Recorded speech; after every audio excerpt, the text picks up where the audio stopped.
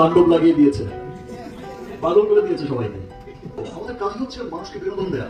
আমার কাছে মনে হয় না বিষয়টা, আমার কাছে মনে হয় যে এখন আর পৃথিবীতে ওই বিষয়টা চলে না যে ভাই কোন পর্দার মানুষ ভালো অভিনয় শিল্পী কিনা সেটাই হচ্ছে দেখার বিষয়। আসন্ন ঈদে সাকিব খান অভিনীত তাণ্ডব সিনেমার হিরোইন সাবিলা নূরকে নিয়ে এত সব প্রশংসা, মনে হচ্ছে গায়ে লাগছে কারো। হ্যাঁ গাইস, কেউ একজন বক্তৃতা দিয়েছেন সাকিব খানের আরো একটি নাটক মুক্তি পেতে চলেছে। অভিনেতা সিদ্দিকুর রহমানের সাবেক স্ত্রী মারিয়া মিমের বক্তব্য দ্বারা প্রকাশিত। আমার সাবিলা নূরকে নায়িকার মতো লাগে না। এই পাশে আরেকজন যিনি বসে আছে অলরেডি লিচুর বাগান দিয়ে তো পাগল করে রেখেছে সবাই। অভিনেত্রী সাবিলা নূরকে নায়িকা মনে হয় না মারিয়া মিমের।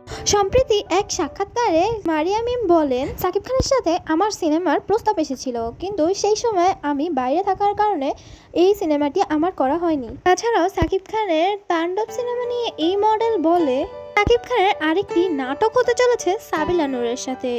এই মডেল আরো বলে, সাবিলা নূর কখনোই সাকিব খানের নায়িকা হওয়ার যোগ্যই না।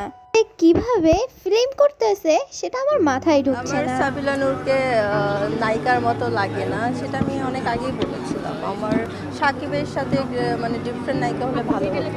আমাদের বাংলাদেশে একজনই সুদর্শন নায়ক, সেটা হচ্ছে সাকিব খান। তো সবাই সাকিবের সাথে কাজ করতে চায়, আমিও করব। সো গাইস, আপনাদের কি মনে হয় এই মডেলটির সাথে আপনারাও কি একমত? চাইলে আপনারা আপনাদের মূল্যবান মতামত কমেন্ট বক্সে লিখে যেতে পারেন। ধন্যবাদ।